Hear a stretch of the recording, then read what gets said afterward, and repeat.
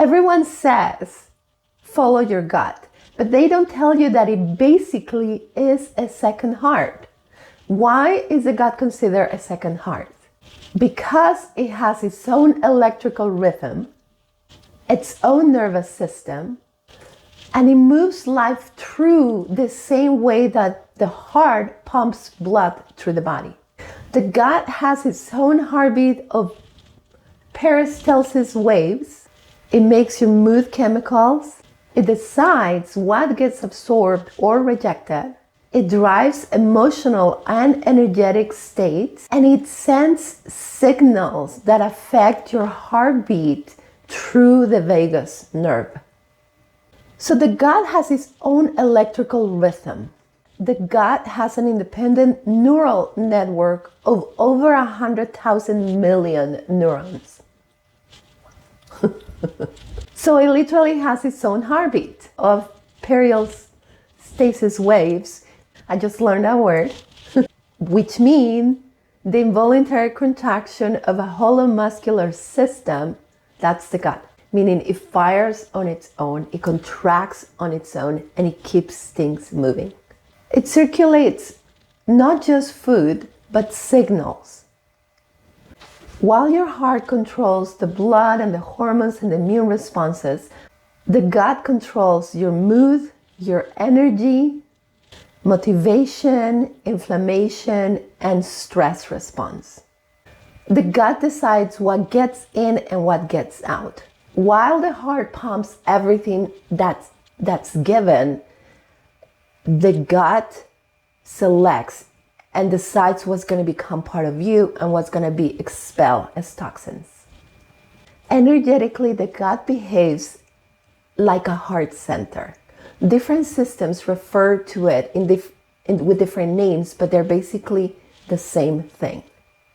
In the chakra system, it is the solar plexus, the center of will, power, and action. In traditional Chinese medicine, the spleen and the stomach are responsible for transforming food into qi, qi meaning the life force energy, and transporting it throughout the body. In somatic work, the gut is considered the main place where unprocessed tension and emotions are stored.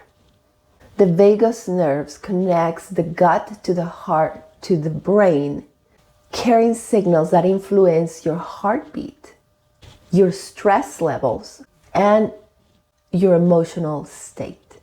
Your outer world often reflects what's going on inside, meaning that your emotions, behavior, and decisions are often influenced by what's going on inside your gut, chemically, neurologically, and energetically.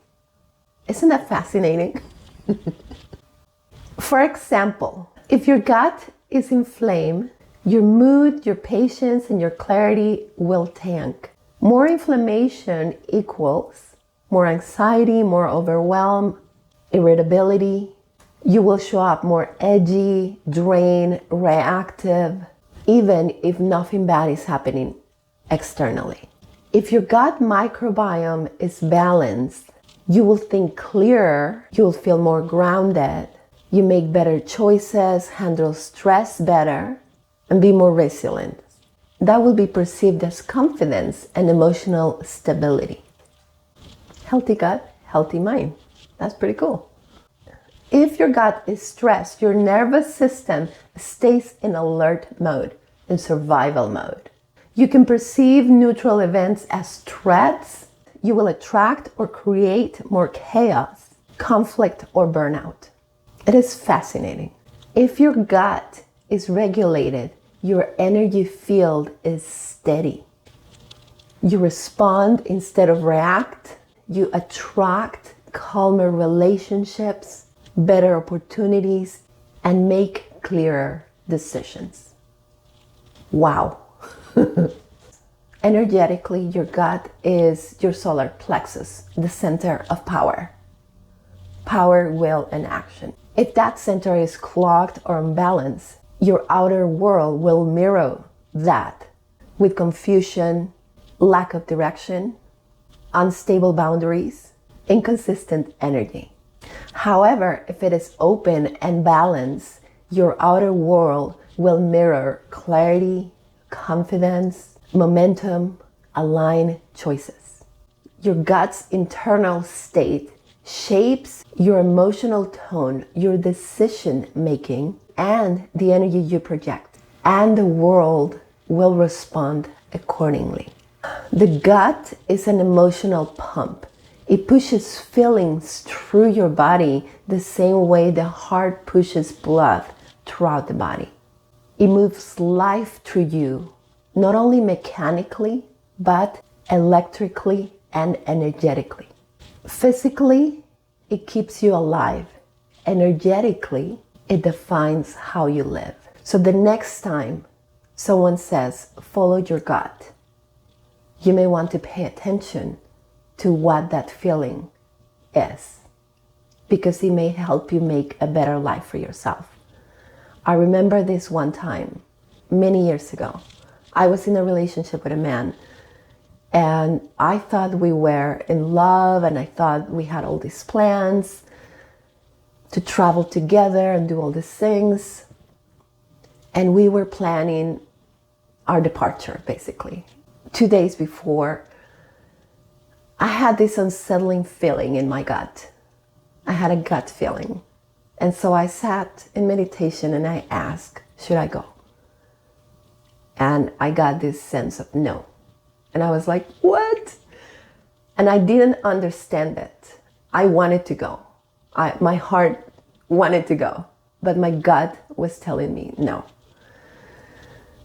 And so we pretty much broke up.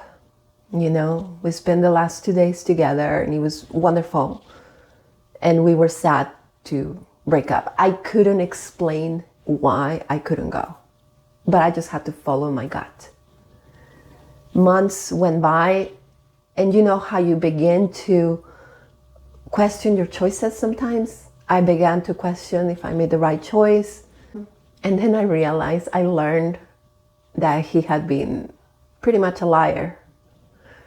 And so my gut saved me for God knows what, my gut feeling. And I'm so grateful that even if I couldn't understand the why, and even if my heart was telling me, you know, that I wanted something, my gut instinct guided me otherwise. And so I'm grateful for that. So the next time your gut, you have a feeling in your gut, pay attention to it. Just pause and listen what it has to tell you. I am sure it will guide you to your best life.